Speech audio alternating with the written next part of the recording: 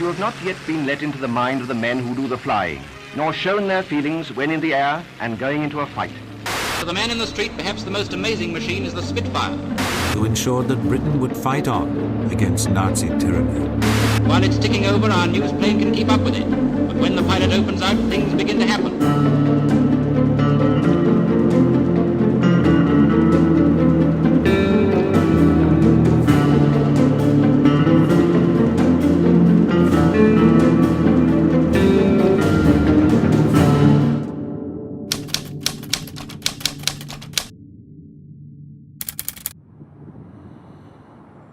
R.J. Mitchell became the main designer from 1916. Everybody thinks Supermarine, the Spitfire, wonderful aeroplane. It was only the third land plane he'd ever designed. And he designed it as a private venture, the Supermarine, linked with Rolls-Royce.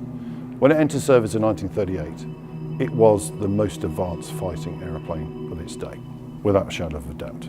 The Hurricane was fabulous, already in service, but it was a hybrid. So that was a most important part of Southampton, and for employment as well. Coming up to the war, there are obvious targets that the Germans would look at. Docks, a prime target, Supermarine, a prime target, prior to the war itself. The first big raids on Southampton were September 1940.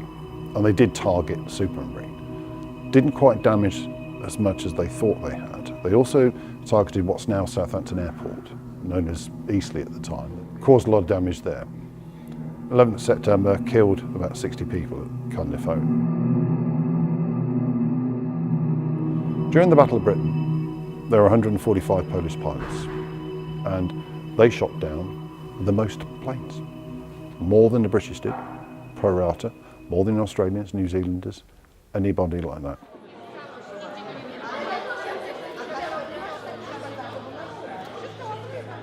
We had 14 squadrons Polish squadrons during the war in Polish ones, and I believe they saved Britain during the Battle of Britain. That's what Churchill said. Few people, they saw 18% of the enemies. We fought, we didn't go in squadron there, we went to shoot, to kill Germans. That's why it was attitude.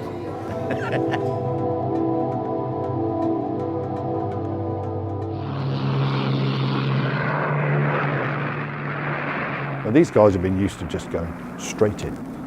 There was a big parade, very heavy cloud, nobody was flying this one day. And the cloud was very low level. And there was a report a German bomber was coming over.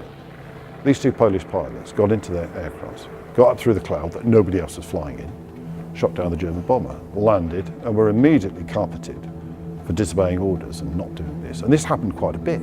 In the end, they said, well, hang on, we are desperate. We'll get these guys into action.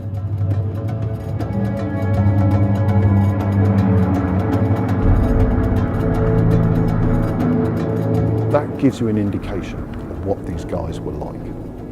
And I've been fortunate over the years as an aviation historian to meet one or two Polish pilots.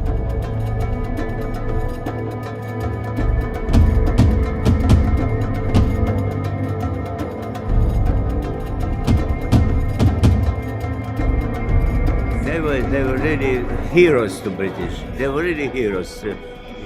I wasn't here, I was in Siberia at the time.